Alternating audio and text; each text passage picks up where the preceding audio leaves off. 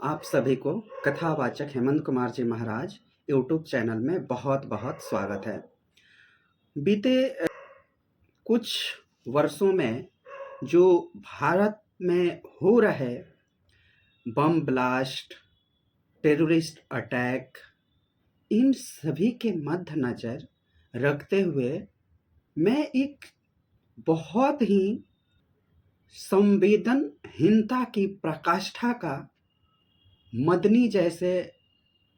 मौलाना मदनी जैसे व्यक्तियों का सबसे पहले तो हम पुरजोर तरीके से विरोध करते हैं, कंडेम करते हैं और सभी भारत में रहने वाले सनातन हिंदू हों या भारत प्रेमी हों, हिंदुस्तान प्रेमी हों, उन सभी को करना ही चाहिए।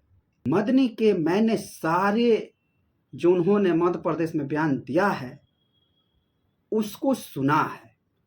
उस व्यक्ति ने मतलब ऐसी ऐसी बातें कही है जैसे सनातन हिंदुओं पर एक कुठाराघात है। ऐसे लोग देश में आतंकवादियों का तो सपोर्ट करते हैं, परंतु ऐसे लोग कभी आतंकवादियों पर खुलकर नहीं बोलते। हमेशा कहते कि आतंकवादियों का कोई धर्म नहीं होता, आतंकवादियों का कोई धर्म नहीं होता। ये आतंकवादियों का धर्म होता है, उसका धर्म नहीं, उसका मजहब होता है। अल-फलाह यूनिवर्सिटी में जितने doctor terrorist, white collar terrorist का पता चला, वह देश के लिए बहुत खतरनाक है। और इन लोगों का जो लोग कंडेम नहीं कर रहे हैं, उनका बढ़ावा दे रहे हैं। जैसे भारत का अपोजिशन कुछ भी हो, वो आतंकवादियों, देश के विरुद्ध ही, जो देश का विरोधी है उसको ही सपोर्ट करते हैं। आप सब कहेंगे कि आखिर कथावाचक चैनल पे आप ये सब क्यों बोल रहे हैं? तो यह सनातन हिंदू धर्म से लिंक है। मदनी के एक भाषण में मैंने सुना कि वो कह रहा है कि ये मुल्क हमारा है, जिन हिंदुओं को तकलीफ हो रहा है वो अपना देश ढूंढ लें। 57 मुस्लिम कंट्री है, फिर हम कहाँ जाएंगे? और यह मजाक और हंसी में उड़ाने वाली बात नहीं है। यह भारत के लिए, हिंदुस्तान के लिए बहुत खतरनाक है। इस पे सनातन हिंदू धर्म के लोगों को पुरजोर तरीके से विरोध करना चाहिए। मैं मानता हूं ऐसे लोगों के कुछ कहने से कुछ होता नहीं है, परंतु ऐसे लोगों के भड़कावे में ये मजहब भारत के खिलाफ एक ऐसा मुहिम की शुरुआत कर रहा है जिससे एक बार फिर भारत का टुकड़ा हो जाए।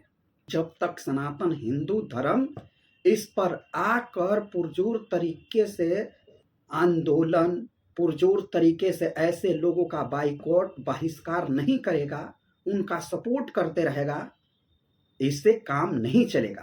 भारत अखंड भारत था, हिंदुस्तान अखंड भारत था।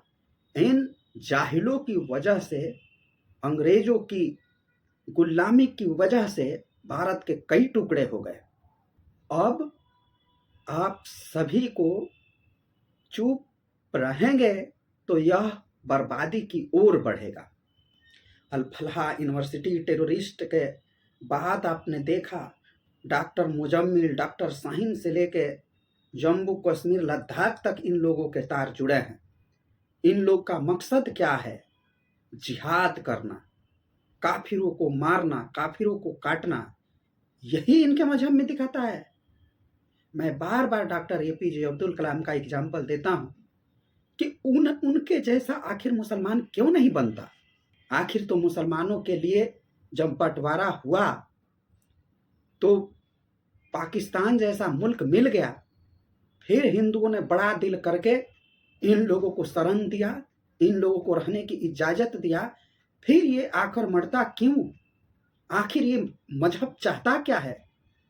क्या फिर से भारत के टुकड़े करना चाहता है? आप देखिए जहां जहां इन लोगों का मजहब जो है वो बहुसंख्यक हो रहा है, वहां पे कैसे कत्लेआम मचा रहा है। पश्चिम बंगाल के संदेश खाली हो, वहां के कई ऐसे इलाके हैं आप जाकर देखिए क्या स्थिति करके रखा है। शंख बजाना, हिंदू रिलीजियन के जो वेस्ट बंगाली पीपल है, हिंदू है, उनके डिफरेंट डिफरेंट कल्चर के माध्यम से वो लोग पूजा करते हैं, उनके पूजा पर कुठाराघात करना, ये उनका हो गया है। आप साउथ इंडिया में जाए तो कई ऐसे गांव हैं जो कई वर्षों पुराना गांव है, उस पर वक्फ बोर्ड का ठप्पा लग जा रहा है कि यह हमारी जमीन है, हमारी गांव है, तुम लोग को पूजा करने की इजाजत नहीं है। मैं बार बार कन्हैया लाल जो राजस्थान में उसका कत्लेआम किया गया, वीडियो बनाया गया, वीडियो पब्लिश किया गया, उसके बावजूद भी सुप्रीम कोर्ट ने कौन सी खेला रचा, वो सब निहित है। बार बार इस चीज पर चुप्पी साध लेना यह कायरतापूर्ण है। आखिर ऐसे लोगों का विरोध क्यों नहीं होना चाहिए? आखिर सरकार जो है, भारत सरकार केवल हिंदू सरकार है, हिंदू सरकार है ऐसे कर कर आंखें नहीं बंद कर सकती। हम मानते हैं कि इन पर कुठाराघात होना चाहिए, इन पर कठोर कार्रवाई होना चाहिए, मगर जिस तरीके से कठोर कार्रवाई होना चाहिए वो कार्रवाई नहीं हो रही है। जो गौ रक्षक है उनको पकड़ा जा रहा है, उनको जेल में भरा जा रहा है, उनको प्रताड़ित किया जा रहा है, और जो कत्लेआम करना है, गौओं की हत्याएं कर रहे हैं, गौ माता का सरतन से जुदा करना है, उन पर कोई सरकार कोई कठोर कदम क्यों नहीं उठा रहा? संविधान खाने की इजाजत देता है, संविधान बोलने की इजाजत देता है, बिना जिम्मेदारी के गैर जिम्मेदाराना होकर जो जिसको बोलना है वो बोल रहा है धड़ल्ले से। इस पर ना तो कोर्ट कोई कार्रवाई कर रहा है, ना तो सुप्रीम कोर्ट इस पर कोई सोए मोटो ले रहा है, ना हाई कोर्ट, ना कोई भी इसका रिस्पॉन्सिबिलिटी क्यों नहीं ले रहा?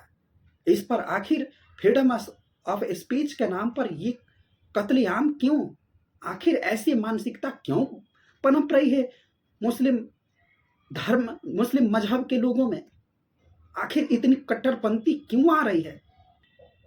मैंने मसूद का नाम सुना जो कांग्रेस का नेता है, कांग्रेस के कई नेता, अपोजिशन के कई नेता आए जो डायरेक्टली उनका सपोर्ट कर रहे हैं,